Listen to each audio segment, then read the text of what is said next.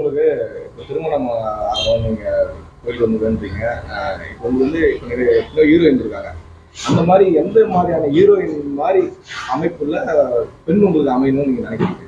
எனக்கா sir, Trisha madam. ஆக்சுவலாக நாங்கள் ஸ்கூலில் படிக்கலேருந்தே திர்ஷா மேடம் ஹீரோயினாக நடிச்சிட்டு இருக்காங்க. திர்ஷா மேடம் மாதிரி ஒரு நல்ல ஒய்ஃப் அமைஞ்சா நல்லா இருக்குன்னு எனக்கு ஒரு ஆசை சார். தமன்னா மேடம் ரொம்ப பிடிக்கும். திர்ஷா மேடம் அவங்களுக்கே ஒன்று திருமணம் நான் அவங்கள விட சின்ன பையன் சார். என்னோட வயசா சார்? நல்ல கொஸ்டின் கேட்டீங்க.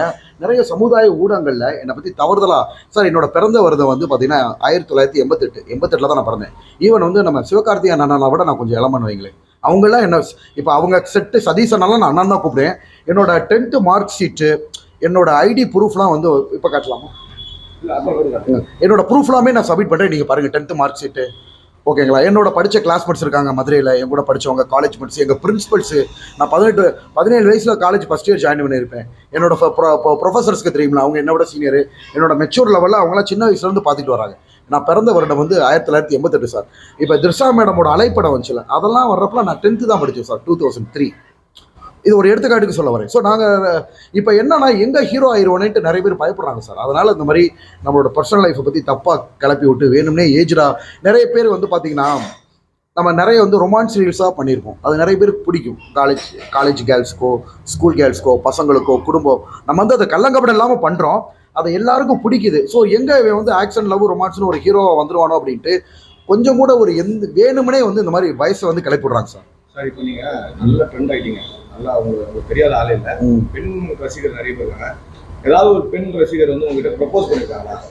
சார், நம்ம தமிழ் பெண்களுக்குன்னு ஒரு கலாச்சாரம் இருக்குது. பிடிச்ச பையனாக இருந்தாலும் உடனே போய் ஐ லவ் யூ யாரும் சொல்ல மாட்டாங்க. இதை பார்க்கணும், பழகணும், பேசணும், பார்ப்போம் சார். ஆக்சுவலாக சார் கேட்டாப்புல நம்மளுக்கும் 30 வயசை தாண்டிடுச்சு. இனிமேல் அரேஞ்ச் மேரேஜ் எப்படி இருக்குன்னு எனக்கு தெரியல. ஸோ வீட்லேயே சில நேரங்களில் எங்கள் அம்மா வெறுத்து போய் சொல்லுவாங்க, உனக்கு எந்த பொண்ணை பிடிச்சிருக்கோ செஞ்சுக்கப்பாங்க. ஸோ நம்ம ரசிகையே நம்மளை பற்றி புரிஞ்சவங்க, நல்லவங்க ஒரு பொண்ணு வந்துச்சுன்னா கண்டிப்பாக திருமணம் பண்ணிடுவோம் சார். இப்போ நீங்கள் ஹீரோவாக நடிக்கிறீங்க. இப்போ ஆக்ஷன்லாம் எப்படி, ஆக்ஷன் மூவிலாம் நடிச்சிங்கன்னா எப்படி மற்ற ஹீரோக்கள் மாதிரி ஃபைட் இருக்குமா, இல்லை நீங்கள் ஏதாவது வித்தியாசமாக பண்ணுங்க? ஆமாம் சார், நான் சில சீன்ஸ்லாம் பார்த்துருக்கேன். நம்ம தெலுங்கு ஹீரோ பாலையா சார் படத்துலலாம் வந்து பார்த்தீங்கன்னா டப்புன்னு கையை காமிச்சாருன்னா ட்ரெயின் நிற்கும். அதுக்கப்புறம் வந்து பார்த்தீங்கன்னா டக்குன்னு ஸ்பைடர்மேன் மாதிரி நிறைய டூப்பு போட்டு ஜம்ப் பண்ணி அந்த மாதிரிலாம் நிறைய, நான் சாரை தப்பாக சொல்லவில்லை. ஸோ அந்த மாதிரி நடிக்க ஆசை கிடையாது எனக்கு. வந்து நம்ம கமலஹாசன் சார் நடிப்பார் வாருங்க, உடம்ப வருத்தி கலைஞன் இல்லையா, சிவாஜி கணேசன் சார். சிவாஜி கணேசனுக்கு அப்புறம் வந்து கமலஹாசன் சார், கமலஹாசனுக்கு அப்புறம் வாட்டர்மெலன் சார் இருக்கும்னு எனக்கு ஆசை சார். ஸோ நம்மளும் உடம்ப வருத்தி டூப்பு போடாமல் ஃபைட்டு எல்லாமே பண்ணி, ஓகேங்களா, மேக்ஸிமம் நம்மளையே இயற்கையாக நடிக்கணும் அப்படின்ற ஒரு ஆசை சார். சார் இப்போ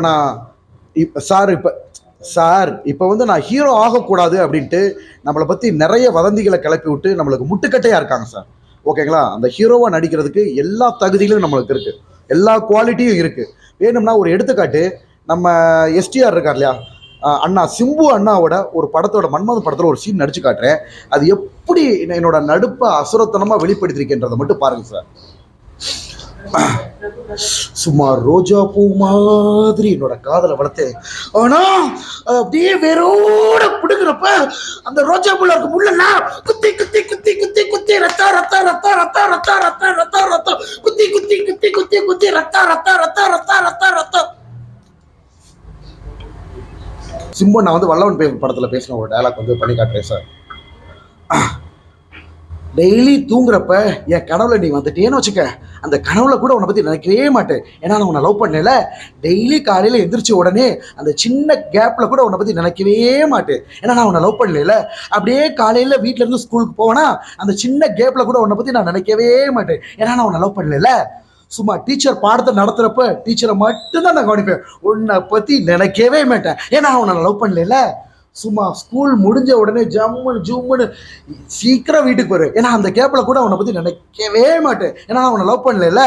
டெய்லியும் சும்மா தூங்குறப்போ கொரட்டை விட்டு ஜம்முன்னு ரிலாக்ஸாக தூங்குவேன். ஏன்னா அவனை லவ் பண்ணல.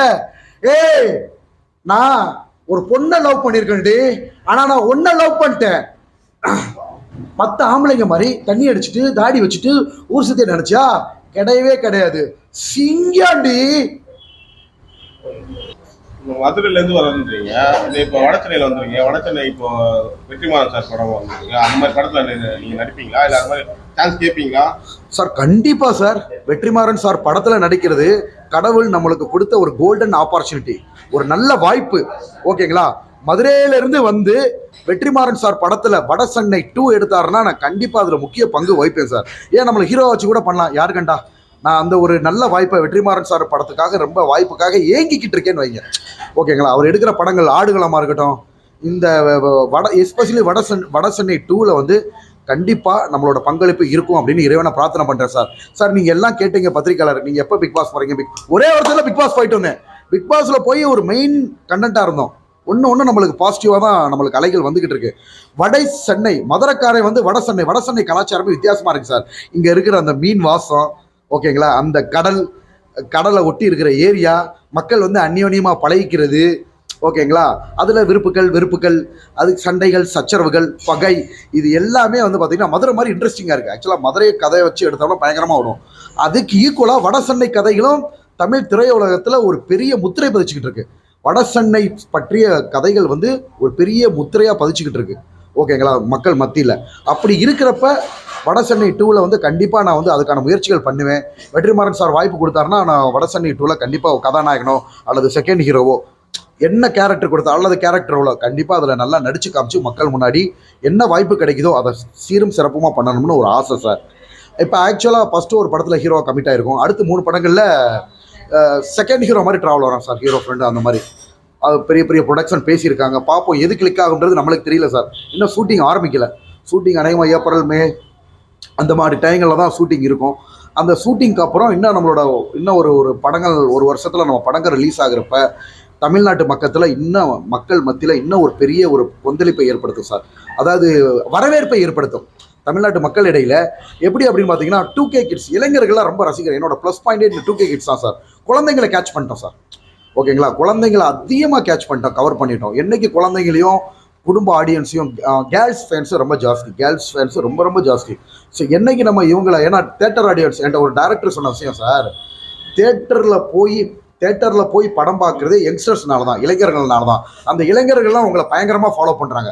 அதனால் நீங்கள் ஒரு ஹீரோவாக நடிச்சிங்கன்னா உங்கள் படம் பயங்கரமாக பிச்சுக்கிட்டு போகும், வெற்றி படமாக தான் ஆகும் அப்படின்னு நிறைய டேரக்டர் சொன்னாங்க. நான் கூட இதை யோசிக்கல. தேட்டர் ஆடியன்ஸ் உங்களுக்கு ஜாஸ்தி அப்படின்னாரு. இப்போ TV audience, serial audience, social media audience அந்த மாதிரிலாம் பிரிக்கிறாங்க. உங்களுக்கு வந்து பார்த்தீங்கன்னா தேட்டர் ஆடியன்ஸ் ஜாஸ்தின்றாங்க. இப்போ பிக் பாஸ் போய் நம்ம எல்லா ஆடியன்ஸையும் பிடிச்சிட்டோம். டிவி ஆடியன்ஸையும் பிடிச்சாச்சு, சோசியல் மீடியா ஆடியன்ஸையும் பிடிச்சாச்சு, தேட்டர் ஆடியன்ஸையும் பிடிச்சாச்சு.